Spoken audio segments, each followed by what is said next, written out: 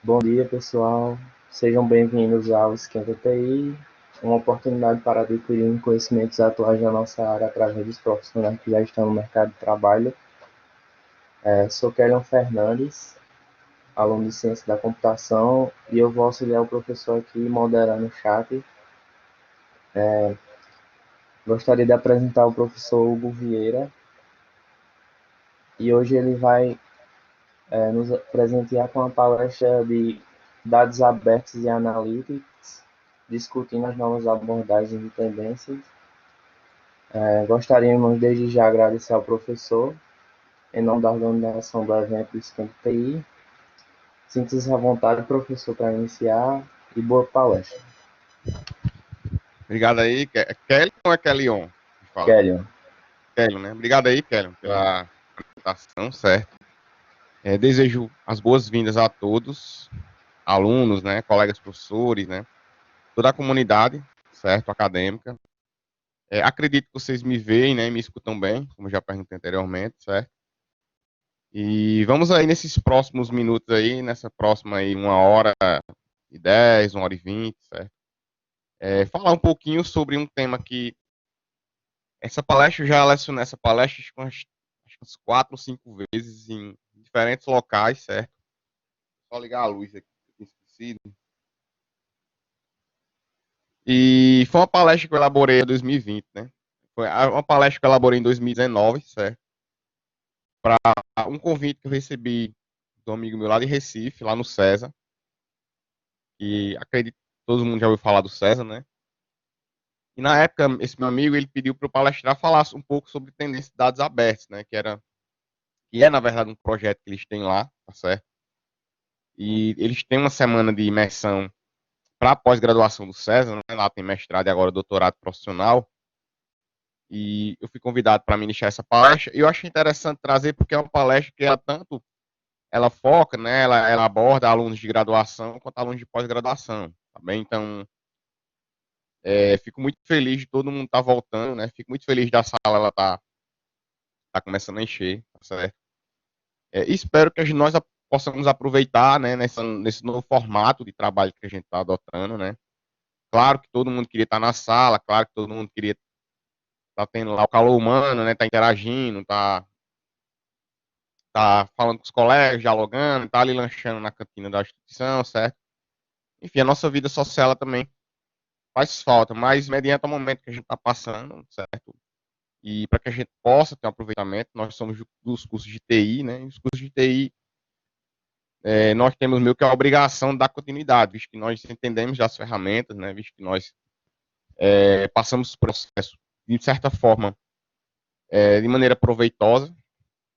E, enfim, certo? Vamos tocar aí a vida para frente. E na medida do possível a gente vai aproveitando, né? Quando eu falo de inteligência artificial e dados abertos, muita gente pensa, né, que é só mineração de dados, mas não é, certo? A mineração de dados ela é outro processo que ela é independente da inteligência artificial. Inteligência artificial é separada de mineração de dados, né?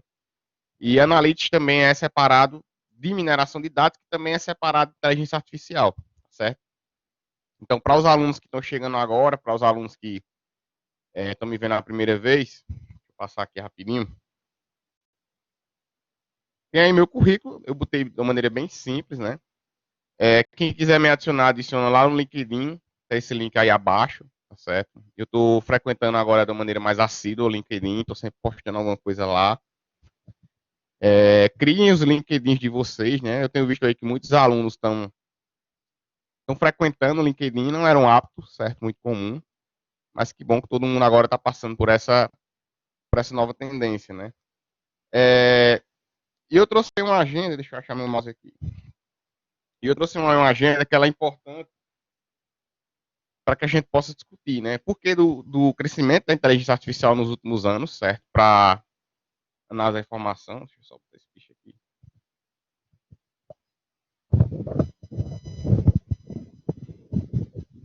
O porquê do uso da inteligência artificial para análise da informação ao longo dos últimos anos, né? Qual o papel da sociedade, certo? No crescimento da área também. Então, logicamente, todo mundo entende, né? Todo mundo tem consciência disso, que a gente gera muita informação, né? que é que a sociedade gera tanta informação e não utiliza para nada, né? Se eu fizer aqui, já nesse primeiro momento, uma pergunta para vocês. Quantos de vocês sabem o tanto de informação que vocês geram e onde essa informação ela está no momento? Sei lá, alguns de vocês têm Instagram, gostam de fazer história, alguns de vocês aí usam Facebook, né? Snapchat, agora tem um tal do TikTok, né? Que tá dando o que falar aí.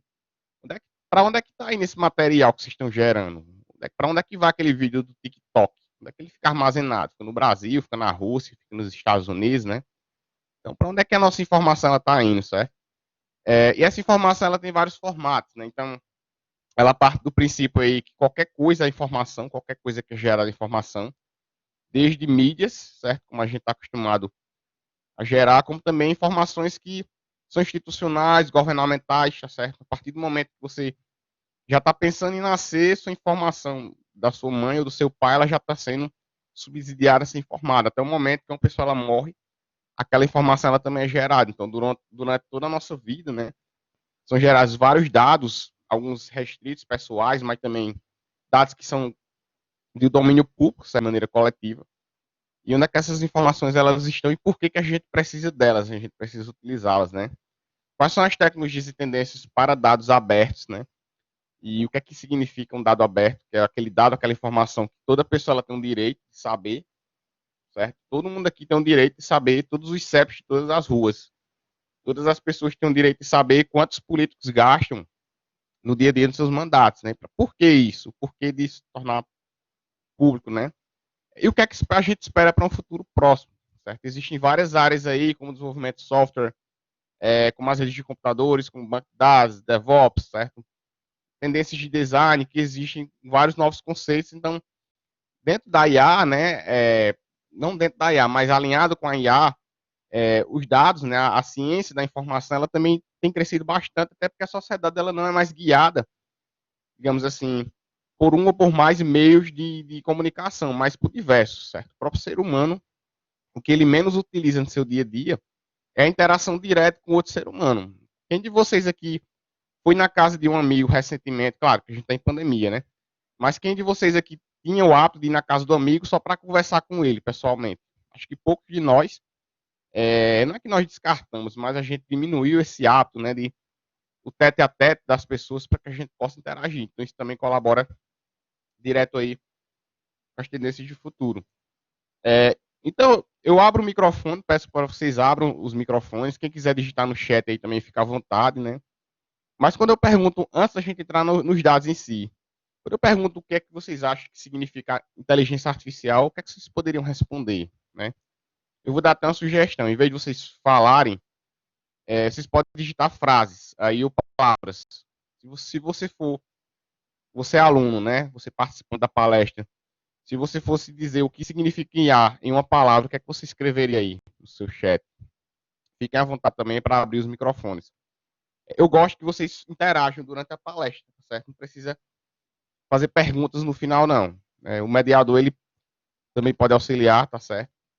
Para que vocês possam responder. E aí, o que é que vocês acham? Ninguém digitou? Será que todo mundo dormiu? Simulação do pensamento, né? Simulação é uma palavra, né? E pensamento é outro, né, Lucas? Mas sim, cara. A inteligência artificial, ela trata as duas coisas, né? Ela trata o pensamento, a gente vai falar mais sobre isso mais para frente, certo? Pensamento é algo muito abstrato, e a simulação ela é um processo, né? Uma técnica. Mas alguém poderia dizer alguma palavra, alguma frase que vocês entendem que significaria IA ou não? Pode dizer de maneira genérica, certo? Não tem problema não. Vocês podem falar de uma maneira bem abstrata. Machine learning, né? Aprendizado de máquina. Também, aprendizado é outro processo, né? Então, vocês já falaram aí de dois processos, certo? E uma estrutura que é a máquina, né? E o pensamento que é um fenômeno, né? Automação é outro processo, certo? Então, eu acho interessante que para a comunidade acadêmica, a inteligência artificial ela é formada de processos. E exatamente isso que ela significa para a grande maioria das pessoas, tá certo? Então, não só isso, a inteligência artificial ela é uma área transversal da computação, porque ela abrange várias outras áreas fins, né? Ela é uma área meio, de certa forma, em que os profissionais tentam entender o comportamento dos fenômenos, certo? E utilizar de meios computacionais para que justamente esses comportamentos possam ser replicados. E dentre esses comportamentos está a nossa informação, está a nossa comunicação. Eu estou falando com vocês aqui e alguns de vocês usam ou estão assistindo pelo telefone.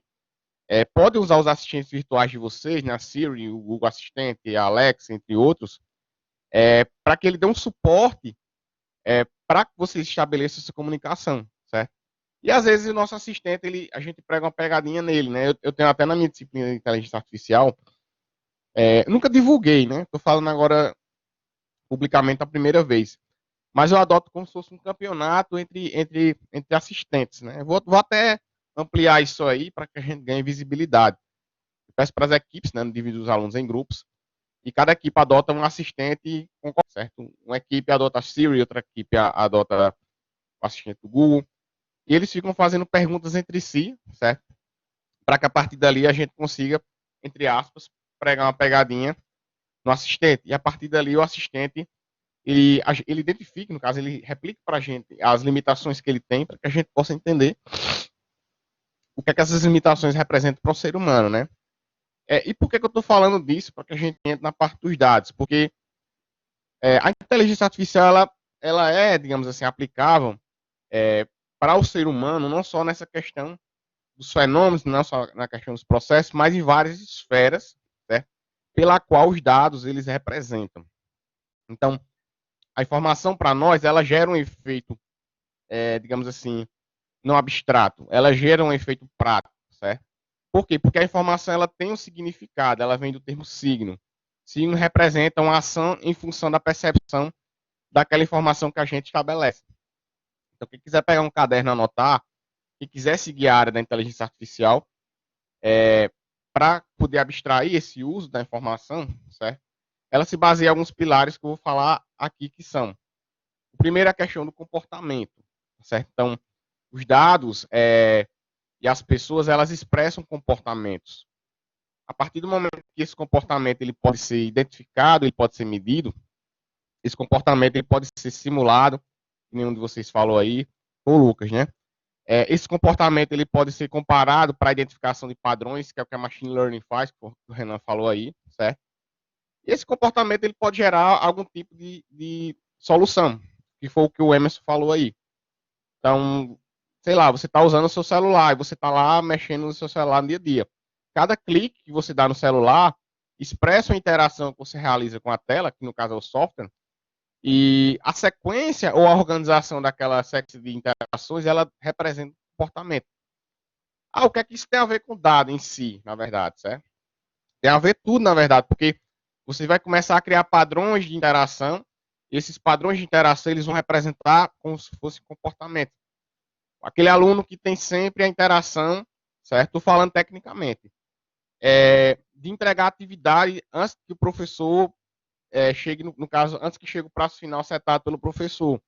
Então, se você envia ou você está sempre realizando aquela ação de enviar antes do prazo final, então desperta para o banco de dados, certo? Uma série de registros que, se você alinhar aí com qualquer fenômeno da natureza, seja autorregulação, seja autonomia, certo? Seja distância transacional, ele vai se encaixar como se representasse aquele fenômeno. Professor, nesse caso aí, tem como, a partir de um banco de dados, eu, sei lá, eu saber meu nível de engajamento, com certeza. Certo? Engajamento é um fenômeno que a psicologia ela estuda e ela tem, sei lá, o que a gente chama de construtos, né, que são os pilares. São os fatores que caracterizam o que é uma pessoa com engajamento. Então, se aqueles fatores estiverem alinhados com o que a informação ela representa, a partir de um banco de dados, certo? Você pode modelar aquela base de dados e alinhar ela com aquele fenômeno, que, sei lá, engajamento, e fazer um treinamento a partir da machine learning, e aquela machine learning vai dizer o quão engajado você é ou não, certo? Mediante critérios que você atua. Para isso, a gente também tem que entender o que é o aprendizado, certo? Então, aprendizado eu falo bastante na disciplina, né? Ele é um processo repetitivo cíclico. Quantos de vocês aí não aprenderam a andar de bicicleta? certo? E quantos de vocês não, sei lá, não caíram, se machucaram, né? Quem tá aprendendo a dirigir de carro, de moto, já bateu o carro do pai, da mãe, da moto, já sofreu um acidente, certo? Até que você consiga atingir, digamos assim, aquele parâmetro, certo, de alcance, que é o nível de excelência que você busca, você tem que repetir esse ciclo várias vezes. Então, o comportamento ele pode estar muito, muito dedutivo, assim. Você tem a certeza de que aquele comportamento, que aquela informação que você coleta em um banco de dados, ela representa aquele fenômeno, mas também pode não ser. É o que a gente chama de falso positivo, né? O verdadeiro negativo, né? Que é outro conceito relacionado a essa questão. Quem quiser fazer pergunta, fica à vontade, certo? Quem quiser falar, fica à vontade. A inferência também é outro aspecto. A inferência é o famoso achismo, né? Quem aí imaginava que o Brasil levaria de 7-1 na Copa de 2014? Certo? Acredite quem quiser, mas lá em Londres, né, que é o país que é campeão aí no mundo de apostas, né, eles têm o hábito de, tipo que a gente tem aqui jogo do bicho, que o pessoal fazia antigamente, né? Um cara sozinho apostou que o Brasil levaria de 7-1 e ganhou lá a fortuna, não sei se foi 2 milhões ou foi 3 milhões de libras. E esse cara acertou. Agora, como esse cara exatamente, né, Bruno? Como esse cara chegou nesse resultado, o que motivou esse cara a chegar a esse resultado, ninguém sabe. Então a gente se baseia muito em evidências, né? Essas evidências, exatamente. Essas evidências, elas também partem de dados ou de informações que a gente também tem no nosso banco de dados. Você pode reunir pequenas informações e a partir delas, certo? Você não analisar o que já aconteceu, você analisar, na verdade, elas e deduzir algo que pode acontecer. Aí entra uma estatística, entra uma probabilidade, né? Entra toda uma questão aí de tendência ou de predição, certo? E, de fato, a informação ela pode auxiliar, ela não vai te garantir que aconteça. A determinística é outro fenômeno que é o fenômeno da certeza, né? A determinística, ela já sim, ela já puxa um pouco da mineração de dados. Por quê? Porque você se baseia no que já aconteceu para que você preveja. É diferente da inferência. A inferência, você reúne fatores e eles configuram aquele tipo de fenômeno. Eu até falo bastante na aula. Pessoal do interior, né? Quando começa a dar umas ventanias assim no fim da tarde, quando começa assim a fazer um frio, certo? O interior sabe o que eu tô falando. Quando começa a ficar aquele cheiro assim de vento, o pessoal faz, vai chover. E chove. Eu não sei se o Felipe tá aí na sala. Deixa eu ver se o Felipe tá aqui na sala. Não sei se o Felipe também tá me escutando. Mais uma vez, depois da aula, a gente tava lá na rampa do Eva. E não sei se também o Felipe vai lembrar desse dia. E a gente conversando, a gente todo dia à noite sempre resenhava, né? Resenha, depois que acaba a aula, fica lá na rampa do Eva. E tava aquele fechado, nublado, eu olhando assim, inventando, e vai chover já. Aí os professores começaram a me zoar. Hoje não deu 5 minutos, que é um toró. Então por quê? Porque a gente reúne evidências, né? E na maioria das vezes elas tendem a acontecer porque já aconteceram anteriormente, tá certo? Diferente de você ter meio que uma probabilidade, certo? Você já tem a comprovação daquele fenômeno, então não é algo que é dedutivo, é indutivo. Você se baseia em premissas para isso acontecer. E por fim, a informação, certo? Que é mais a questão da comunicação. Acho que todo mundo aqui já ouviu falar de chatbot, né? São os agentes inteligentes. Os agentes inteligentes, eles podem ser aí reativos, que é aquele agente que ele se baseia só em troca de mensagens, né? Inclusive, muita gente critica, certo? Não me levem a mal, mas eu também sou um ferrinho crítico dos agentes reativos. Por quê? Porque o ser humano ele não está habituado a interagir de maneira pré-programável. A gente sempre pensa para frente, né?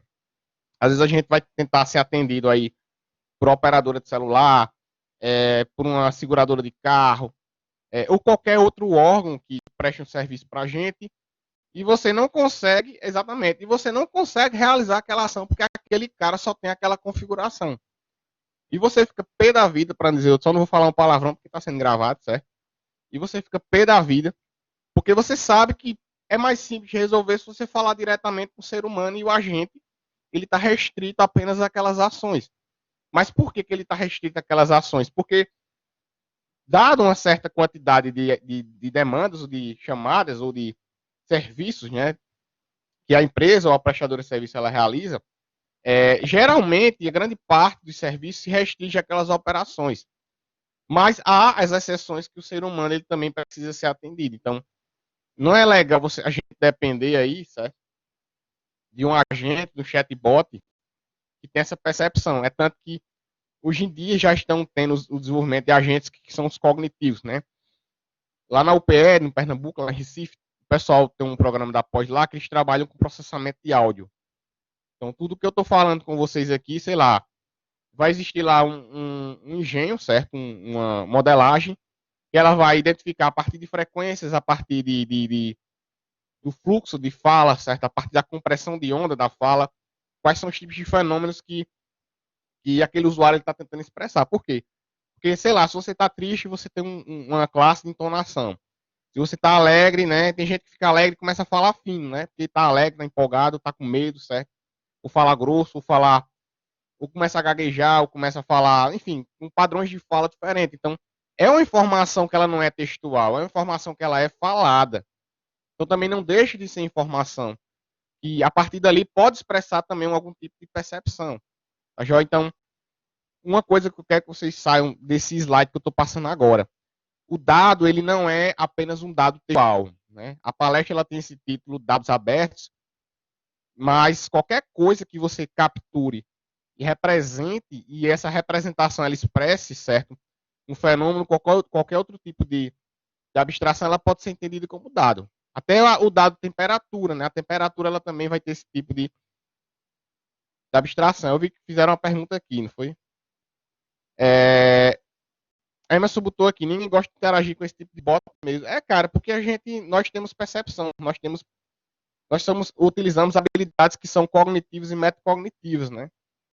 Nós percebemos, né? Nós regulamos a nossa percepção, nós temos um senso que a gente chama senso preditivo, o que vai acontecer depois, a gente já especula o que vai acontecer depois, que é o que os bots eles não têm, pelo menos os reativos, né? Aí Vinícius já perguntando, a IA tem um limite de dados que ela possa receber? Boa pergunta, Vinícius. Quando eu entendo que você pergunta limite, eu acredito que seja a carga, né, de informação, certo? Mas ela é muito parecida com o ser humano. O ser humano ele não tem a capacidade de processar o infinito. Imagina aí, por exemplo, Vinícius, que a gente vai começar a falar chinês aqui, certo? Eu não falo mandarim, ainda falo inglês. E para falar inglês, mesmo sabendo o dicionário, né, mesmo sabendo a gramática, as expressões do inglês, nós temos que ter um pouco de treinamento. Quem de vocês aqui é sério, assiste filme legendado, né? E se você cada vez mais começar a assistir, certo? Você tende a desenvolver a aptidão de falar mais rápido, compreender mais rápido, tá entendendo? Então não é nem a questão de carga, é uma questão assim de aprendizado, de ciclo. Quanto mais você percebe ou você mais alimenta esse ciclo de aprendizado, mais você estimula os determinados fenômenos pela qual você pode passar. Então, por que a inteligência artificial cresceu tanto nos últimos anos para a informação, certo? Partindo desse raciocínio que eu falei ainda agora nesse slide anterior, por vários motivos, né? Grande parte do mercado, aí cerca de 70 a 75% do mercado, utiliza a IA baseada na informação escrita, certo? Na informação digitada. Você pega lá um banco de dados, uma base de dados de um supermercado. E a partir daquele banco de dados, daquela base de dados, você vai tentar imaginar qual vai ser o tipo de leite ou o tipo de cerveja que vai mais vender no próximo mês. Sei lá, vai chegar aí o final do ano. A galera tá fazendo live, ninguém aguenta mais live, né? Mas a galera vai fazer live no Natal, um exemplo. Então, qual a proporção, a probabilidade de venda de cerveja, dado um determinado tipo de venda de um produto que está agregado àquela cerveja, tá entendendo? Então, as pessoas analisam lá a informação que ela é escrita. Mas a tendência também que está acontecendo ao longo dos últimos anos, né, eu até já falo isso bastante há um certo tempo, é que a informação ela está sendo cada vez mais expandida, certo? Voltando ao que eu falei da voz, né? Então, nossa voz, né, nossos celulares, eles capturam informação às vezes, certo? Você permitindo, mas não sabendo. Acho que todo mundo aqui não gosta nem de falar o nome de empresa, mas vou falar. Mas acho que todo mundo aí está ciente que o Facebook ele perdeu contratos milionários de publicidade, né? O Instagram também perdeu alguns contratos milionários de publicidade. Por quê? Porque ao você entrar no Facebook ou no Instagram ou qualquer mídia, você aceita o contrato de privacidade e você permite que o aplicativo, no caso a rede social, ela te monitore. Isso não é ilegal, certo? Você está conceituando aquilo ali. Você está acatando. Se pronuncia aí nessa sala quem lê o contrato de privacidade inteiro da rede social. Ninguém lê aquilo ali. Ninguém lê contrato, ninguém lê manual de instrução, ninguém lê nada disso. A gente já se acha que vai usar de tudo que está acontecendo, mas não está, certo? E as redes sociais, né? Eu tô citando o Facebook, Instagram, mas a maioria, elas fazem uso da nossa informação, não só a nossa informação falada, né? Mas o celular que a gente usa, tô aqui com o meu celular do lado, ó. Ele tem um microfone aqui embaixo. Com certeza aqui eu tô falando com vocês e ele tá capturando lá palavras que eu tô falando, não tô nem escrevendo, né? E daqui a uma meia hora, daqui a uma hora, quando eu abrir lá minha rede social, ele vai me mostrar, sei lá, estou falando aqui de viagem. A gente começa a falar de viagem, viagem, viagem. Daqui a meia hora ele vai me mostrar lá passagens. Exatamente. Ele vai começar a mostrar passagem. Você começa a falar de livro. Livro de Java, Java, Java, JavaScript, Java. Daqui a meia hora ele vai te oferecer um curso. Você está entendendo? Então, é informação também. Então, comece a refletir nessa visão aí, certo? A mesma coisa da câmera, né? Tem muita gente aí que tranca a câmera, bota um adesivo, né? Já vende até um site, não lembro exatamente que me mostrou. Não sei se foi um de vocês ou se foi um professor. Tem um site que o site é especialista só em vender aquela tampinha de botar na câmera do notebook e a empresa ela já vale milhões de dólares hoje em dia. Ela inventou só uma tampinha muito simples. É uma base que ela corre para abrir e fechar, certo? Ela tem, logicamente, o fundo um quadradinho que não tem tampa e essa tampa ela corre para abrir e fechar. Então também justamente porque o reconhecimento facial, a computação evolucionária, a realidade aumentada, certo? Entre outras essas outras tendências, elas tendem também a utilizar a informação visual para que a partir dali a gente consiga ter um resultado mais efetivo. Para eu finalizar esse slide e passar para o próximo, eu entreguei com o pessoal da fábrica no ano passado, foi ano passado, um software para o pessoal da polícia que a gente usa imagem. A partir de imagem, certo, ele consegue processar a informação e consegue entregar para a gente um resultado, não importa qual seja esse resultado. Então, vocês conseguem visualizar isso que eu estou tentando passar para vocês? Então, não é informação só escrita. Qualquer tipo de informação que o ser humano ele interaja, ele se comunique, ele perceba, ele aprenda, ou expresse qualquer tipo de comportamento, a inteligência ela vai fazer uso daquilo e aquilo vai virar analítica. O que é analítica? Analítica é registro, é análise daquilo ali para alguma coisa. Então, é isso que as redes sociais hoje em dia elas estão fazendo, não só as redes sociais, mas as empresas de uma maneira geral, né? Se alguém tiver alguma pergunta também, fica à vontade, certo? Então, a informação é um direito livre, a informação pública, certo? Instituída por várias leis em vários países, tá certo? Então, os Estados Unidos foram um dos primeiros países que instituíram a lei de direito ao acesso à informação. No Brasil, a gente também tem, certo? A maioria dos países, eles já são disponibilizar pelo menos informações coletivas, né? Informações públicas, para que a gente possa ter uma visão, para que a população ela não seja manobrada. Certo? Manobrada no sentido de acreditar em tudo que os governos eles publicam, eles tornam públicos, né? A informação ela se limita a essa imagem que vocês estão vendo aí, ó. Toda a sociedade ela consome informação, ela gera informação para serviços, certo?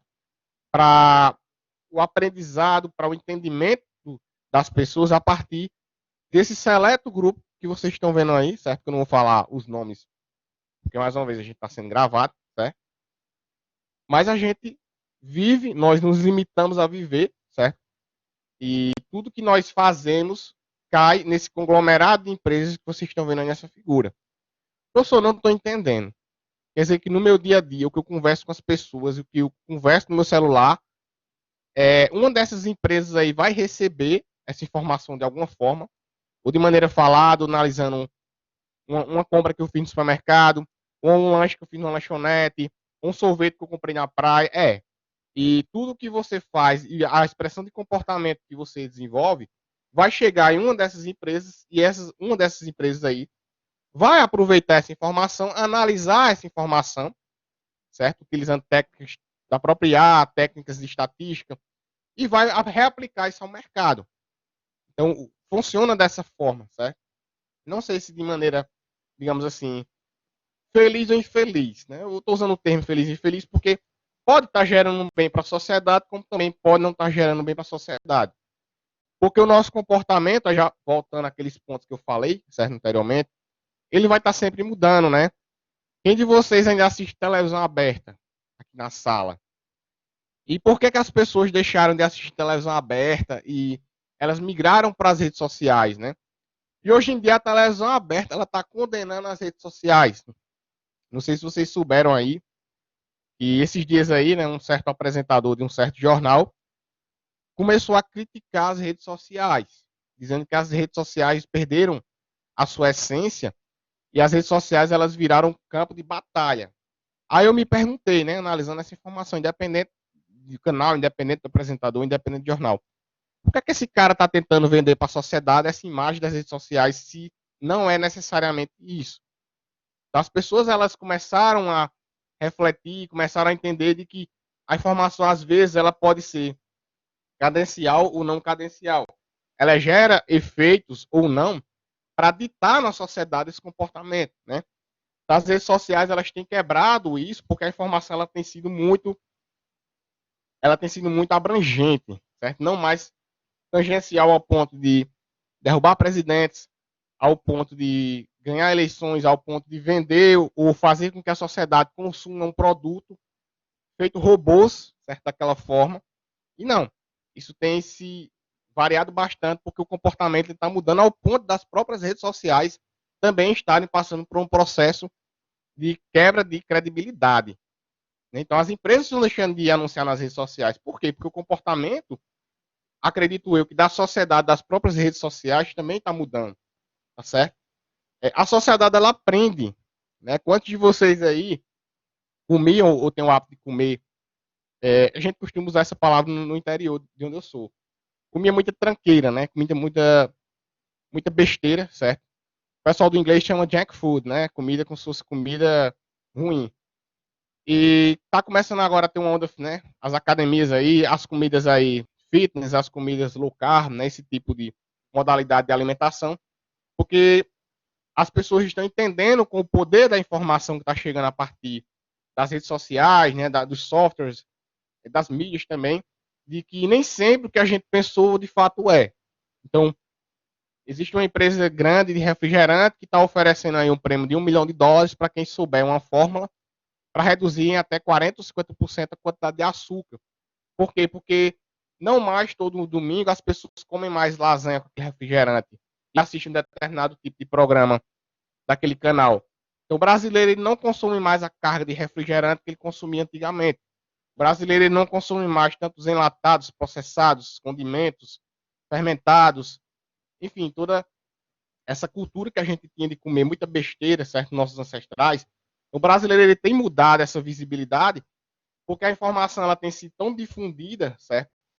E as pessoas estão começando a criar seus próprios padrões de aprendizado acerca do que precisam ou não fazer. Pô, será que eu devo tomar esse refrigerante? Porque se eu tomar, eu vou criar o hábito. Se eu criar o hábito, eu posso desenvolver um diabetes. Se eu desenvolver diabetes, eu vou morrer. Tem muita gente que pensa assim. E há 10, 15, 20, 30 anos atrás não se tinha esse pensamento. Então, como é que se chegou nesse pensamento? É outra reflexão que eu deixo pra gente, né? As pessoas inferem, né? Pegam esse mesmo exemplo que eu falei da chuva, certo? A gente começa a reunir evidências, as evidências elas viram uma dedução, certo? Só que as deduções nem sempre são efetivas, né? A gente pode pegar aí, a partir de serem rodadas questões estatísticas ou questões de consumo, as eleições, né? Ah, eu fiz uma eleição de uma pesquisa do candidato A, do candidato B, do candidato C.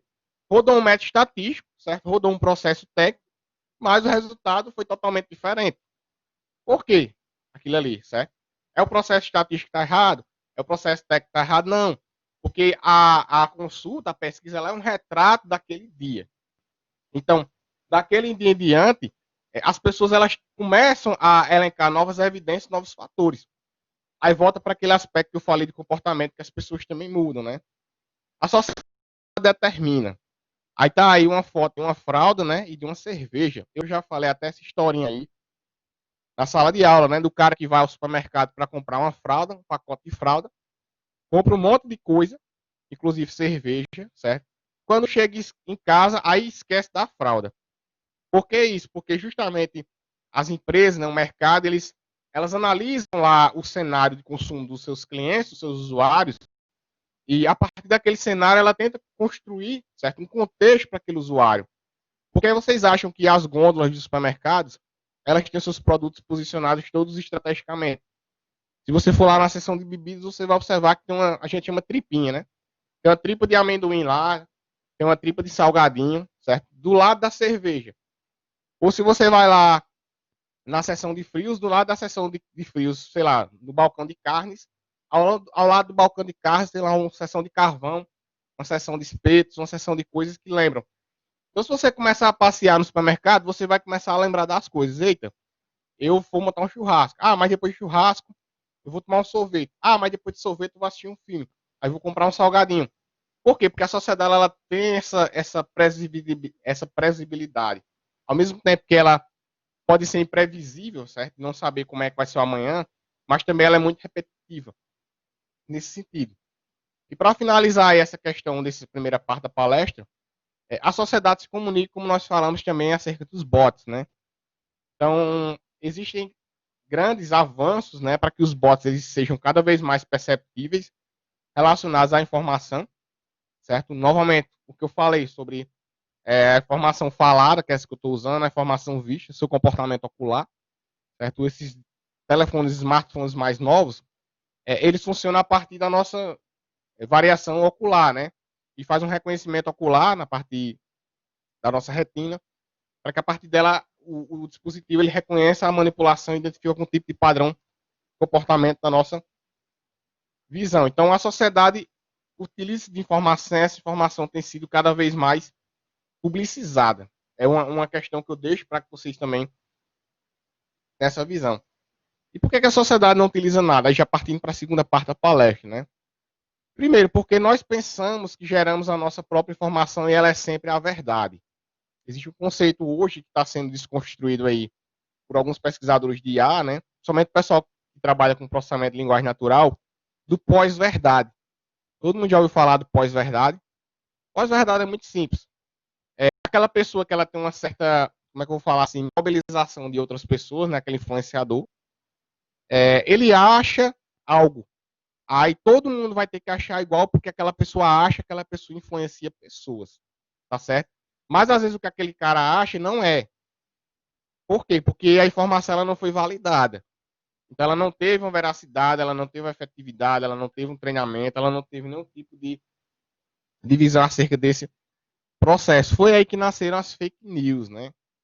As fake news elas já existiam há muitos anos. Ó. As fake news é desde o tempo lá dos egípcios. Os egípcios inventavam as coisas e o faraó acreditava, certo? Ele utilizava. A fake news ela está sendo mais difundida por questões da falta de controle, da falta de gerenciamento dessa informação. Então, um processo que tem se avançado mais e mais, certo? Quem quiser fazer perguntas, fique à vontade. Quem também quiser intervir, certo? Não precisa esperar acabar até o final da palestra, não. Para que vocês possam falar, não. Então, onde é que eu acho, certo? E considero a informação verdadeira. Hoje, os governos, né, que aí sim é o foco principal dessa palestra, eles orientam que a gente tenha acesso à informação nessas áreas que a gente tem aí. Informações de transporte, né? João Pessoa não é a cidade que não é a cidade, sei lá, que disponibilidade sobre transportes, mas é um direito por lei do cidadão. Se nós, cidadãos, a maioria de vocês mora em João Pessoa, né? Quiséssemos ter acesso às rotas dos ônibus, quiséssemos ter acesso a qualquer, digamos assim, informação relacionada a transporte público, seria um direito nosso ter acesso a isso. Os poderes públicos, eles têm a obrigação de fazer isso aí. Outras cidades como São Paulo, Rio de Janeiro, até próprio Recife, tem já esse tipo de informação e disponibiliza essa informação para a sociedade. Por quê? Porque a partir daí, você pode gerar algum tipo de análise, você pode gerar algum tipo de produto, software, aplicativo, sei lá, ou inteligência, qualquer outra coisa que você se utilize aquela informação. Os dados geográficos, né? Os dados geográficos eles servem de estratégia para vários mercados, o mercado de comércio, o mercado de segurança pública, né?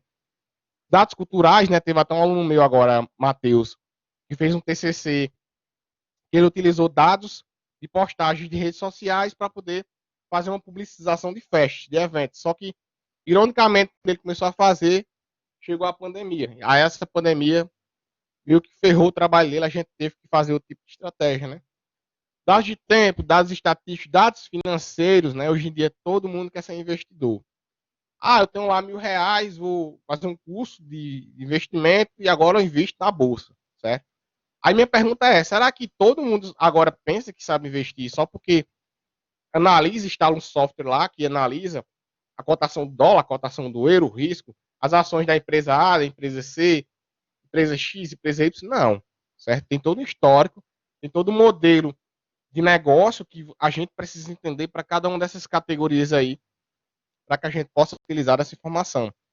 Então, por onde é que vocês podem começar, né? Quem nunca acessou nada, quem está zerado nessa palestra que eu estou falando, o primeiro canto que vocês podem acessar é esse endereço que está aí, ó.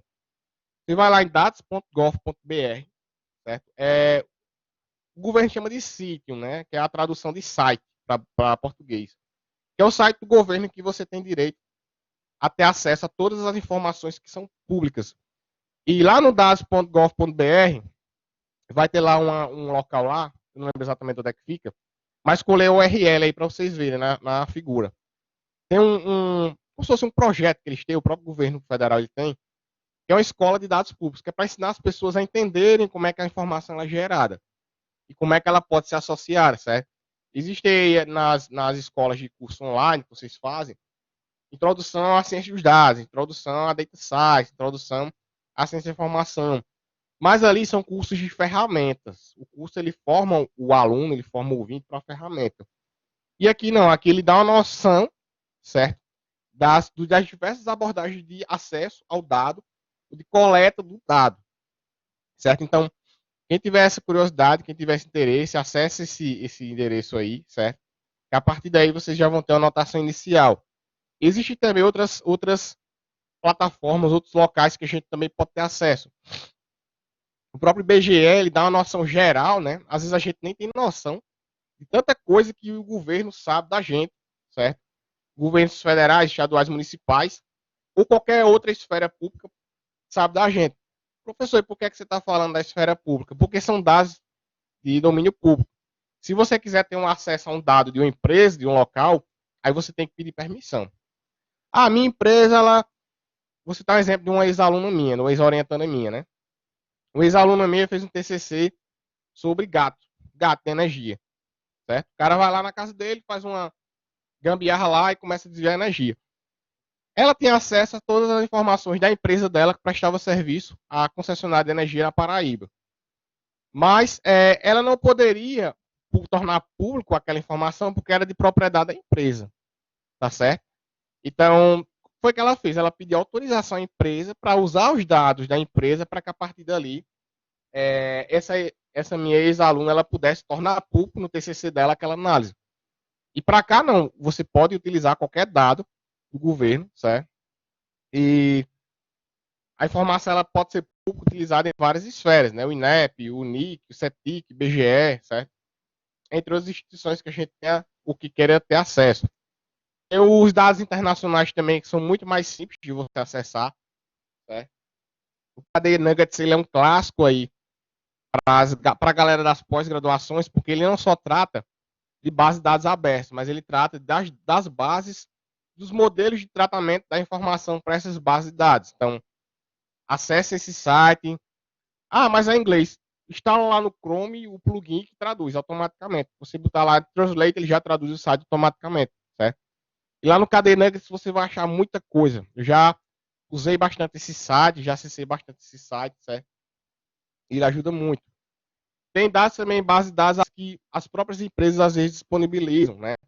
Esse Big Data Business, ele é um conglomerado, é um projeto da galera aí, certo? E sempre que eles acham bases de dados abertas para as empresas, eles também disponibilizam para que as empresas elas consigam ter acesso, aliás, para que as pessoas consigam ter acesso a esses dados para desenvolver projetos, desenvolver ações, o que quer que seja, né? Então eu pergunto, né? Tecnologias e tendências para dados abertos, vai seguir a área, preste atenção nelas, né? Por quê? Porque existem várias ferramentas, existem várias. Está bem perto da palestra acabar, certo? Existem várias ferramentas, existem várias tendências, existem várias áreas, né? Baseado naqueles pilares que eu falei, de comportamento, comunicação, de aprendizado, certo? Enfim, por aí vai. Então eu trouxe aqui apenas algumas, tá certo? Algumas vocês já ouviram falar, outras vocês nunca ouviram falar, mas aí deixa a sugestão para cada um, né? Para a questão do comportamento, certo? Muita gente já fala do Pandas, do Scikit-Learn, né? Que mais? Do Naja, de outras bibliotecas que são free, certo? Mas elas são bibliotecas abrangentes. Elas tanto abordam comportamento, quanto comunicação, quanto tratamento de dados. O Facebook, ele tem uma plataforma de desenvolvedores que ele explica a partir de redes neurais abertas, né? Que é outro assunto que a gente pode falar num outro momento. Como é que as empresas elas tratam essa informação e como é que elas identificam esses padrões comportamentais. Então, se você quiser entender como é que sua postagem, sua foto, seu acesso no dia a dia da internet, ele é representado pelo Facebook, né? E já deu muita confusão. Vocês clicam nesse link aí, né? Que é o code.fb.com Machine Learning Application Onyx Release. E aí você vai achar como é que o Facebook ele modela isso. Ele tem a própria ferramenta dele, que é o Onyx, né? Que permite que vocês acessem e vocês manipulem também. Vocês podem até fazer uma análise do próprio perfil de vocês e o próprio perfil de vocês ele vai demonstrar certos padrões de informação mediante a construtos que o Facebook ele detecta. Eu confesso que eu não sei quais são os comportamentos que o Facebook ele detecta. Não sei se ele detecta comportamento em termos de regulação, em termos assim de compra, certo? Se o cara tem perfil de comprador, se o cara tem perfil de influenciador, se o cara tem perfil sei lá, qualquer outro tipo de ação que ele caracteriza a partir da rede social, certo? Mas acredito que a ferramenta ela realiza esse processo de uma maneira muito transparente, né? O Onyx ele está integrando hoje com a AWS, que acho que você já ouviu falar, né? Que é a Amazon AWS, com a Microsoft, que eu vou falar daqui a pouco sobre o CNTK, certo? E com a parte de Facebook Open Source. Então, existe hoje a plataforma de desenvolvimento de aplicações para o Facebook e já permite que vocês tenham acesso a dados do próprio Facebook. Né? Quais dados, professor? Ele disponibiliza lá dados de treinamento, dados acadêmicos, que é algo muito difícil para quem quiser seguir a carreira de ciência dos dados. Por quê? Porque dados no Brasil é algo muito complicado. Certo? Por quê? Porque o nosso país, o nosso estado, principalmente a Paraíba, pensa que toda a informação ela vai ser usada para política. E a gente está chegando aí no período eleitoral. Então, vocês cada vez mais vão ter dificuldade de ter acesso à informação, porque os nossos governantes pensam que a gente vai usar para política. Certo? Então, o Facebook, ele. Não estou defendendo o Facebook, nem estou condenando o Facebook, mas o Facebook ele já não entende nessa questão de aprendizado, certo? Que é por aí. Podem até algumas empresas terem usado o Facebook como fonte de dados, né? Como aquele problema que deu lá na Europa, e obrigou o Facebook a restringir as regras de disposição da informação, né? Para que as pessoas não fossem manipuladas, mas ao mesmo tempo a rede social restringindo cada vez mais essas regras, que é muito complexo, né? Você limitar regras para que elas não sejam capturadas. Ela também disponibiliza certos modelos para que as pessoas entendam como é que a informação dela é tratada, tá certo? Então fica aí a dica para que vocês tenham acesso. Aí tem outro link também, que é o fluxo, né? Justamente porque essa análise ela exige o entendimento de um fluxo de percurso, para que a gente entenda quais são os passos para representação de fenômeno, representação do comportamento, por aí vai, né? E para eu fechar essa parte do comportamento, para poder passar para a próxima, tem as aplicações relacionadas também à aprendizagem de máquina. Então, o Facebook hoje, ele trata dados com aprendizagem de máquina modelados em redes neurais convolucionais, certo? Aí, Lucas França está perguntando uma pergunta aí. Eu acho uma pergunta, cara, muito difícil de responder a tua pergunta, mas vamos lá. Qual o limite de uso da nossa informação? Eu vou responder a mesma coisa que eu respondi, não lembro quem foi, acho que foi para Vinícius, Vinícius perguntou, né? Lucas, se for em termos de carga, certo? Carga, quando você fala assim, limite de uso relacionado à carga, quantidade, é infinito. A informação é infinita, independente da sua representação, independente da sua gramática, certo? Nós temos idiomas aí que a própria sociedade nem sabe. Não sei se alguém aí já assistiu algum filme aí Acho que não sei se vocês gostam de filme da Disney, né? Mas tem um filme que eu gosto bastante, que é com o Nicolas Cage, que é Além do Tesouro Perdido, que é The National Treasure, né? E Nicolas Cage fala nesse filme, no segundo filme, ele fala a história de um livro, o Livro dos Segredos, né, do governo americano, que ele fala lá de uma língua nativa dos Estados Unidos, que é uma língua que ninguém mais tem acesso a essa língua. Tipo a língua dos maias, a língua dos egípcios, tá certo?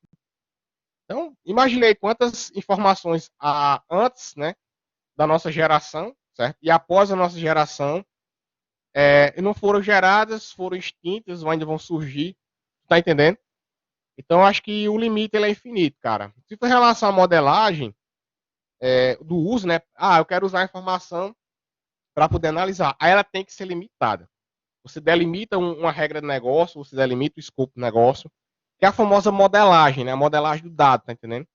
Muita gente fala que é a modelagem dos dados, né? Aí Kelly On tá falando aí, acho que a única limitação atual seria a física mesmo, capacidade de processamento. Cara, aí eu já também já fico meio assim, tá entendendo? Porque tem um paradigma que diz que não é nem um paradigma, é um paradoxo. Que ele diz assim, as pessoas não processam mais porque não tem software. E tem gente que diz que as pessoas não criam mais hardware porque o software que tem não vai dar conta. Aí a pergunta que eu deixo é, a gente tem muito software, muito hardware ou pouco hardware, tá entendendo? A Emerson está dizendo aí, acho que eu limito no uso, né? Se for em termos de privacidade. É outra questão, Emerson, que você falou também, certo? A gente também já é outra discussão, mas entra nisso que a gente também está discutindo. Também depende do contrato que você assinou, o serviço que você escolheu usar. Exato, cara. Exato, né? Eu vou dizer um negócio a vocês, eu acho que ninguém faz isso. Mas eu comecei a fazer recentemente. Eu não deixo mais meu computador hibernando. Professor, como é que você vai desligar? Desligo sim o computador. Acredite quem quiser, certo? É, sei lá, eu termino de trabalhar às 11 da noite aqui, né? E não estou fazendo aqui com vocês, certo? E desligo. Por quê? Porque às vezes se eu deixar hibernando, pode ter algum dos softwares que eu estou usando, que aquele software, mesmo hibernando, eu concedi ele ter acesso à captação de áudio, certo? Claro que a tampa vai estar fechada, a câmera vai estar na tela, mas o áudio pode estar aberto. Aí a pergunta que eu faço é, pegando um gancho nisso que o Emerson falou, né? Será que tem algum software que não está captando áudio, a partir dali ele está gravando esse áudio, usando esse áudio, vai me reportar, tá entendendo? Como interação posteriormente, de uma maneira muito ubíqua, né? De uma maneira que eu não percebo. Aí eu falo aqui, mas e do ponto de vista legislativo? Aí já é outra coisa, cara, que é a LGPD. Todo mundo já ouviu falar da LGPD, não já? Acho que sim, você já ouviu falar da LGPD, né? Até que ponto as leis precisam se adaptar para impedir as empresas de passar os limites quando exploramos nossos dados? Bicho, isso aí dá uma confusão tão grande, cara. Mas é também outro aspecto de dados abertos, certo? Então vejo que dados abertos não é só informação pública, né? É dado de domínio público. Então você está passando aqui na pracinha da sua rua, se você escuta alguém falar, certo? Ali é público. Você está entendendo? Então não é só informação textual, a informação falada também é pública, é um dado aberto, né? Aí que ele não está fazendo, aí eu pergunto, professor, você tem algum posicionamento em relação ao que a LGPD propõe? Cara, eu acho assim, vou tentar ser bem breve até por causa do tempo, né? A gente só tem mais aí 6, 7 slides. Eu concordo em parte com a LGPD, tá certo? Porque, assim, ao mesmo tempo que a LGPD ela tenta proteger a sociedade, ela pode criar um regime ditatorial da informação. Você tá entendendo? Eu acho que a LGPD ela tem que ter um princípio, né? A regulação, certo? Quão invasiva a informação ela vai ser e como é que vai ser o uso dessa informação. Criar leis para isso, tá entendendo? Leis de propriedade e de direitos intelectuais, então, desde que eu não permita, a minha informação ela não pode ser invadida, que nem as redes sociais fazem hoje, certo? Ao mesmo tempo, se isso for eliminado, certo, vai prejudicar muito a estratégia de mercado de muitas empresas. Então, isso pode gerar um efeito em cascata e as pessoas simplesmente, o que eu vou falar aqui é algo muito, muito louco, né? Muito surreal, certo? Mas pode acontecer, quem garante, né? E simplesmente as pessoas abandonaram as redes sociais, que não pode deixar de acontecer. Quem imaginaria que o Orkut acabaria? Quem imaginaria que o MSN acabaria? Quem imaginaria? Vocês não pegaram, mas eu sou dessa época. Sou da época do Mirk, sou da época do ICQ, certo? E tem outras ferramentas que acabaram, às vezes não foi nem por causa do modelo de negócio, mas às vezes porque surgiram novas regras, novos formatos de comunicação, né? E acho que isso vai prejudicar quem utiliza os dados para fins acadêmicos ou pesquisa. Eu acho que é uma coisa diferente da outra. Porque existem os dados. Boa pergunta essa tua, cara. Muito boa. Porque existem diferenças no seguinte sentido. Existe o dado que ele é um dado, como é que eu vou falar assim, não expressa diretamente o comportamento, certo? Ele expressa uma interação, tipo o dado bancário, o dado de vendas. Tu vai lá no supermercado, compra, faz feira lá e gera lá um cupom fiscal e aquele cupom fiscal ele gera transações online, que são as ETLs, e elas são guardadas em um banco de dados. Então você tem um banco de dados de transações, tá entendendo? Então ali é um registro de ações, não é um registro de comportamento. Mas se você capturar o que o cara está falando, processar o que o cara escreveu, raspar a informação na rede social do cara, e a partir dali adequar um modelo neural, e aquele modelo neural ele simular o comportamento, sim. Então eu acho assim, respondendo essa primeira pergunta, até para a gente não estender muito, eu acho que é diferente da outra. Em relação à pesquisa, eu acho que não, porque a pesquisa ela nunca vai depender efetivamente do tipo de dado, ela vai depender do acesso ao dado. Então você pode, sei lá, eu posso printar essa tela aqui, que eu estou vendo aqui na minha frente, e posso desenvolver uma pesquisa para ela. Mesmo sendo limitada, mas a literatura me aporta os métodos que eu uso a minha coleta, a partir da coleta eu consigo desenvolver qualquer pesquisa, certo? Tem aí algumas ferramentas, ó, que o pessoal usa para comportamento, certo? Tem o Keras, tem o Chaining, tem lá o Pandas que eu falei também, certo? Tem o Coffee, TensorFlow, o PyTorch, o MXNet, né? Uma dica que eu dou para todo mundo é que vocês aprendam Python, certo? As duas linguagens que o pessoal mais usa hoje em dia para ciência dos dados, principalmente com o uso de base de dados, são Python e Java, certo? Mas prioritariamente mais Python, porque é uma linguagem que ela é leve. A maioria dos frameworks hoje em dia elas utilizam Python para que vocês possam aprender. O Keras ela foca mais no aprendizado, certo? Ela é open source, então qualquer pessoa pode baixar e tem um rápido acesso para Deep Learning, né? Acredito que vocês vão ter uma palestra de Deep Learning, acho que é à noite, né? Não sei se é à noite ou amanhã de manhã, não sei. Então, eu acho que se você pegar essa palestra de Deep Learning que essa pessoa ministrar para vocês e vocês acessarem o Keras, vocês já conseguem desenvolver uma primeira visão prática, certo? Disso que a gente está falando aqui, dessa discussão, que é comportamento, que é aprendizagem, como é que a gente representa comportamento, como é que a gente representa aprendizado, certo? E o CNTK, que ela já foca mais na questão, nem tanto da modelagem da rede, mas é na questão já de fato de aprendizagem, porque ela foca a perspectiva de cognição, né? Então, a Microsoft, a ferramenta paga, mas ela tem ela tem lá como se fosse uma área lá que você pode acessar para aprender, certo? É uma área gratuita, como se fosse uma área de instrução. E lá você faz pequenos exemplos, você vê o funcionamento dela, certo? E o CNTK ele é muito usado hoje nas grandes empresas. Então não é algo assim utópico. O professor está falando das grandes ferramentas que um dia eu nunca vou ver. Não. São ferramentas que qualquer empresa pode usar, dado determinado princípio, determinada vaga que você queira concorrer, certo? Inclusive tem esse link aí que eu deixo para que vocês possam clicar e lá vocês verem como é que funciona o código, certo? Então, para entender esse código, tem que entender alguns conceitos básicos, né? Conceitos básicos de tipos de aprendizado, conceitos básicos de redes neurais artificiais, conceitos básicos de estatística, que é uma amostragem, que é um grão-alvo, que é uma classe, que é uma categorização, que é um dado paramétrico, que é um dado não paramétrico, certo? Então, são essas coisas básicas. Estatística, aprendizagem de máquina, tipos de aprendizado, que é uma rede neural artificial, certo? Testes combinatórios também é importante, e o básico de lógica. Se você não souber de lógica, nem entra na parte de IA para dados abertos que você vai ter problema, certo? Para eu correr logo por causa do tempo, a gente está chegando aí perto das 10 horas, né? A questão de inferência. A inferência é muito utilizada, mas para a questão de fato assim de previsão, certo? Então, quando você vai modelar assim uma área de negócio, né, tu vai construir um software de vacinas. A Covid aí está pipocando. Então, o que é que a galera tá pegando para tentar resolver a Covid? Tá pegando as informações que já teve Covid? Não. Vai tentar adivinhar quando a Covid vai acontecer? Não. Vai pegar todas as evidências dos pacientes, vai reunir elas, fazer um desenho lá circular, certo? Tipo um diagrama de classes, tipo um diagrama de domínio, E a partir dali vai fazer relações entre esses diagramas, muito parecido com o mapa mental. Acho que vocês aqui já ouviram falar de mapa mental, né? Então, quando a gente dimensiona as características de um fenômeno, certo?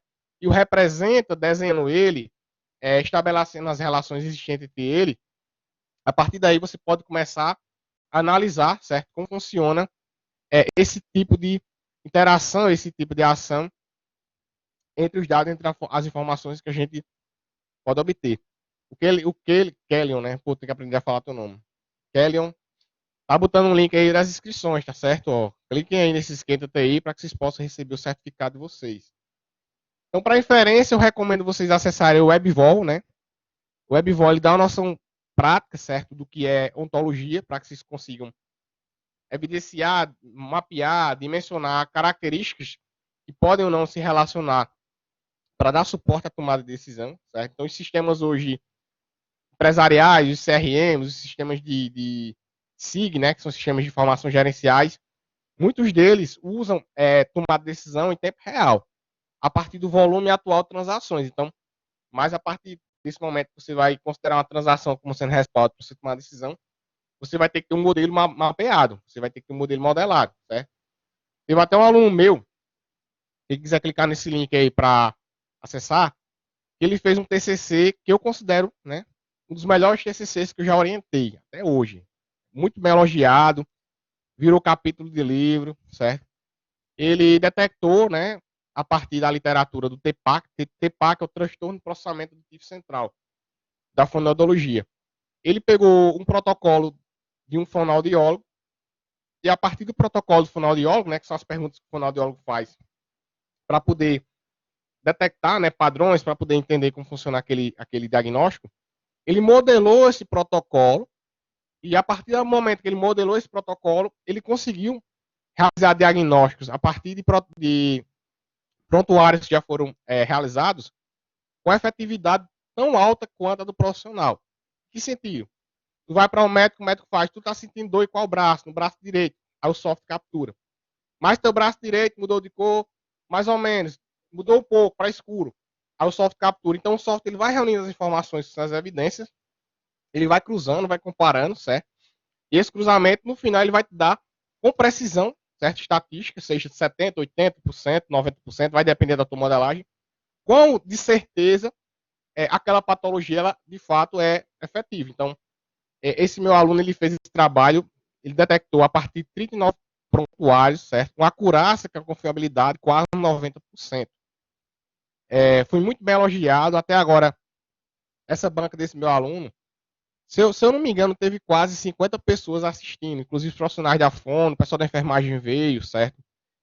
E ele usou uma ontologia a partir do WebVol, certo? Que é a parte inteligente, entre aspas, da coisa, e usou o JavaScript para fazer o software para que o profissional ele pudesse interagir e a partir dessa interação ele conseguisse povoar aquela inteligência, a inteligência ela desse um retorno para que o software ela conseguisse apontar ou nessa efetividade. Então, recomendo muito vocês lerem esse trabalho.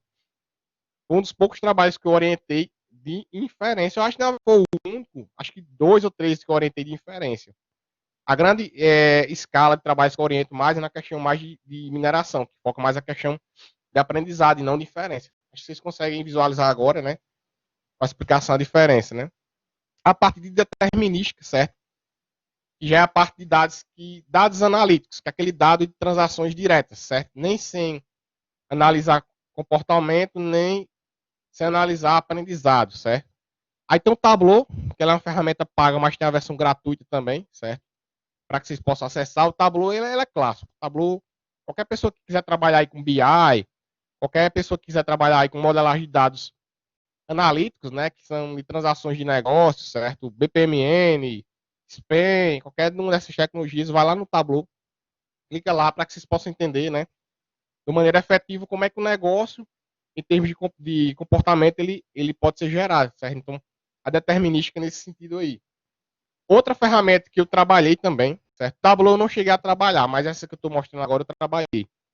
É você trabalhar com a parte de data view, né? Determinística é analisar a transação. E data view é você demonstrar essa transação.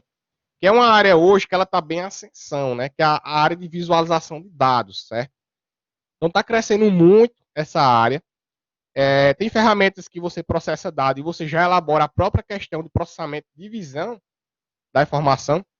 Eu acho que você já ouviu falar aí de RStudio, né? São ferramentas poderosíssimas aí, certo? Para analisar dados a partir de bases de dados. E o RStudio, ele só modela e faz o processamento da análise, certo? Ele dá visões de análise de box plot, visão de análise de regressão, de correlação, certo? De regressão logística, naive Bayes, mas ele não expressa a variação da informação em tempo real. É tanto que o RCRAN, né, que é o projeto do R, eles criaram esse framework que ele é open source, que é chamado de Shine, e no Shine você cria, certo, dashboard, e o dashboard ele analisa muito parecido com o ClickView, certo? A diferença é que o ClickView você já tem a base toda pronta, e no Shine não. Você programa a manipulação de transação na base de dados, e essa programação ela te dá uma visão de comportamento. Então, se você quiser construir do zero o dashboard e você manipular e até integrar em diferentes bancos, diferentes softwares, certo? Ele vai dar uma visão de comportamento real, né, que é o determinístico. Ele representa a visão a partir daquele momento, não a partir do histórico, nem a partir da inferência. Aí o Shine ele vai te dar essa visão para que vocês possam ver. Além do Shine, tem o Cardio, né? Que o Cardio também já cheguei a usar. As únicas duas que eu usei dentro da View foi essas duas, por isso que eu botei.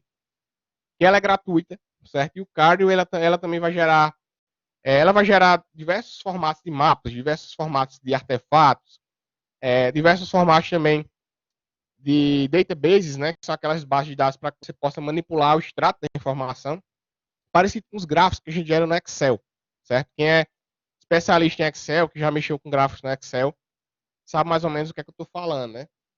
Por fim aí, para a gente finalizar a nossa palestra, certo? Tem a informação que é a questão do scrapping, né? Scrapping é a técnica mais usada hoje pelas empresas de social media. Então, se você tem uma lojinha lá de venda de peças de moto, por exemplo, e você mora num determinado bairro, numa determinada cidade, que a maioria da galera, sei lá, usa moto. Ah, eu moro no interior, todo mundo tem uma moto. Aí o que, é que a lojinha ela faz? Ela chega para você e faz, ó, me dá um relatório de quantas motos tem, quem são as pessoas que mais usam motos, qual o perfil daquela pessoa, qual a faixa etária, qual a frequência de uso, no caso da moto, se usa mais no fim de semana, se usa para trabalhar. Enfim, a pessoa faz uma solicitação. A empresa ela faz como se fosse, falando de maneira grosseira, né? A empresa ela faz uma vasculhada no perfil das pessoas, certo? E consegue extrair essa informação e a partir dali ela gera um relatório. Mas, ó, hoje o perfil das pessoas que usam moto é esse aqui. Aí o scrapping, eu tô falando isso assim de social media, mas existem vários scrappings aí, né? Então as pessoas visualizam os sites, visualizam as páginas do Facebook, das redes sociais, coleta aquelas informações, a partir da coleta das informações, conseguem gerar relatórios e aquela análise ela também se torna praticável, né, como respaldo para qualquer ação. Aí entrando aí para finalizar essa parte para as perguntas, para abrir para as tendências, vou pegar o gancho aqui de uma pergunta que eu acho que foi Everton que fez, né? Cadê? Que Everton não, Emerson, perdão. Que Emerson fala, né? Eu acho que o limite de uso também depende do contrato que você assina com o serviço. Mas aí, Emerson, imagina que tu publicou algo, sei lá, no Facebook, né? A gente sempre fala Facebook que é uma das mais usadas. Se você publicou algo, você concordou que é público. Se é público, qualquer pessoa pode ver. Tu tá entendendo? Então, respondendo a pergunta que você fez, né? Existem dois limites, né? Da LGPD ela também discute. Por isso que a LGPD ela é meio complexa para a maioria das pessoas.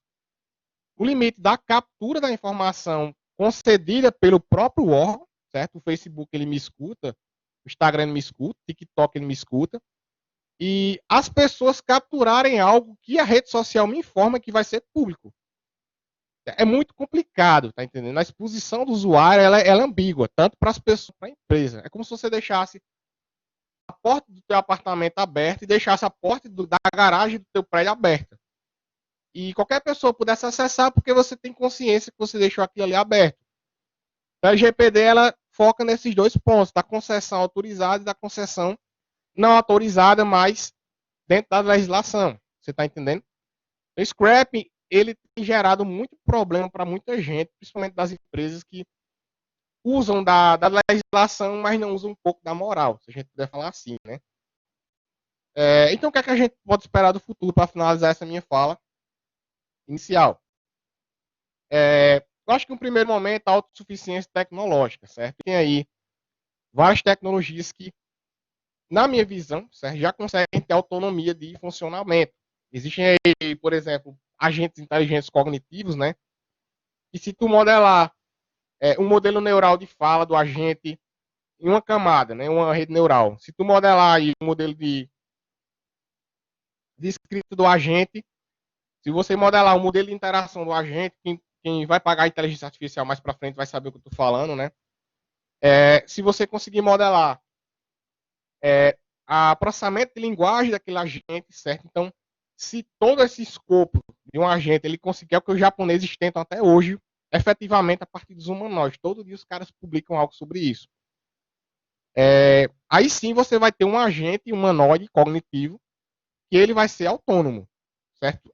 Nós estamos muito perto de ver isso acontecer, porque cada vez mais os nossos sentidos, né, olfato, tato, paladar, visão e audição, eles estão crescendo em termos arquiteturais. Então, a nossa visão ela já é muito desenvolvida em termos de literatura, em termos a nossa audição, né, de você falar, como eu falei no começo da palestra, tem muita gente que pesquisa processamento de fala.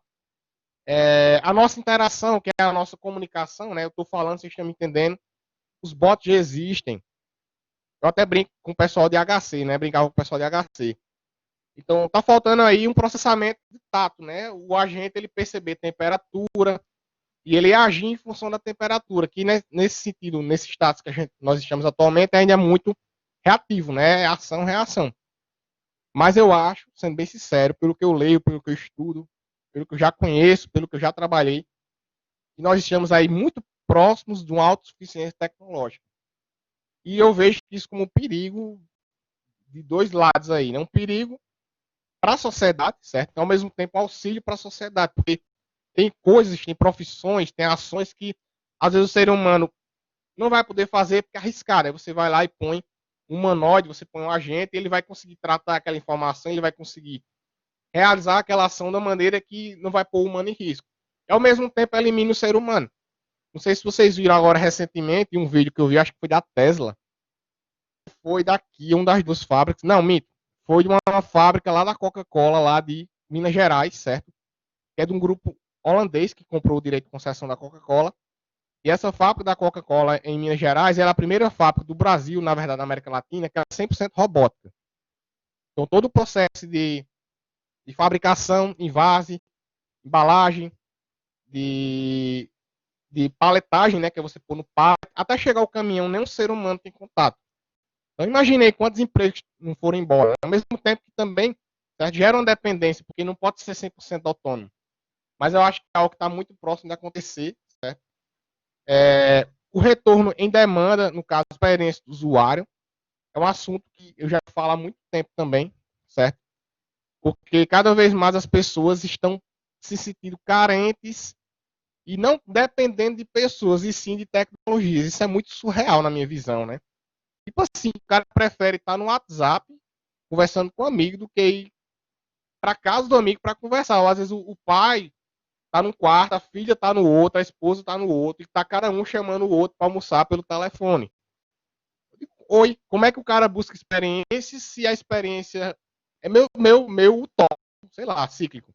Eu vou buscar uma experiência real para mim no aparelho se eu posso ter a pessoa para ter experiência natural. Vocês estão entendendo? É meio confuso isso aí, mas também é algo que está se tentando cada vez mais canalizar para a inteligência. É o retorno em demanda, né? As pessoas terem tecnologias cada vez mais alinhadas ao que elas necessitam, certo? Então, cada vez mais ações do dia a dia que nós fazemos com a informação, elas tendem a nos respaldar para que a gente possa ter um retorno cada vez mais específico em termos de finanças, em termos de produto, em termos de processo, certo? Tudo que a gente queira fazer. Deixa eu só terminar aqui, Emerson, para poder ouvir tua pergunta. Eu não perdi o raciocínio. E por fim, eu acho que isso é importante, né? Até porque o nosso planeta aí está reclamando bastante, que é a questão da sustentabilidade. Pode parecer algo demagogo, né? O professor vai falar de sustentabilidade, ambiente, mas sim, Com certeza. Vocês vejam aí a pandemia, né? Que é algo que a gente não vê, certo? Que é algo que a gente não sente. Só vai sentir os sintomas, né? Quem teve, quem tem. E que as pessoas às vezes nem entendem como funciona, mas imaginem as vacinas que estão sendo desenvolvidas, imaginem aí todo o processo aí que o meio ambiente ele impacta no ser humano. O comportamento, sei lá, estou falando do vírus como exemplo da Covid, mas pode ser qualquer coisa, né? O comportamento do vírus lá na Europa é diferente do Brasil, que é diferente na Ásia, que é diferente na África, certo? Então tem se utilizado bastante o entendimento da inteligência artificial para entender a natureza. Por quê? Porque a natureza ela é um ambiente. Ah, agora eu entendi. Se a IA ela está tentando desenvolver esses sentidos, né? Fala, audição, tato, né? Visão, comunicação, são características do ser humano. E o ser humano habita no ambiente. Então, o ambiente ele também gera efeito no ser humano, certo? Você ficar parado num local debaixo de uma árvore, debaixo de um pé de manga, pode ficar parado lá, você não vai acontecer, você não vai fazer nada com ninguém. Nem a árvore não vai mexer em você. Se a manga apodrecer e cair, bate na sua cabeça. Concorda? Então, o ambiente ele também se comporta com a gente. Então, a inteligência artificial ela também está focando em analisar o comportamento do ambiente, as características do ambiente, em função da natureza, certo? Deixa eu só olhar essa pergunta de Emerson antes de eu passar para o slide final. A Emerson diz aí, normalmente os avanços tecnológicos não são bons ou ruins, exato. Depende do uso e, portanto, envolve ética moral de quem faz uso. São os princípios da inteligência artificial, Emerson, isso que você está falando, certo? Essa palestra, para finalizar, ela foi baseada em dados abertos, né? A gente discute um pouco sobre dados abertos, mas os dados, como volto a falar mais uma vez, né? Não são só os dados escritos, né? Qualquer informação que o ambiente ele gere e você tem a capacidade de capturar, certo? Vão ser dados, são públicos, autorizados ou não autorizados, concedidos ou não concedidos, de domínio público ou não de domínio público, certo? Então, a informação ela é algo muito factível de ser útil. Pode ser para o bem, para o mal, pode ter diferentes formas de uso, pode não ter uso, certo? Então, deixo aqui essa reflexão para vocês. Se alguém tiver alguma dúvida, pode abrir o microfone, pode perguntar, certo? Podem perguntar no chat. Estão aí meus contatos, tá certo? Tem aí meu e-mail, que é meu e-mail institucional. Tem um LinkedIn, para quem quiser adicionar. Eu criei no semestre passado minhas redes sociais, né? Muita gente, mas muita gente pediu. E eu criei minhas redes sociais institucionais de professor. E lá eu posto muita coisa no dia a dia. Tá o QR Code para vocês baixarem esse slide, certo? Que esse que eu passei. Beleza, Kelly, pode finalizar. E esse link para vocês clicarem.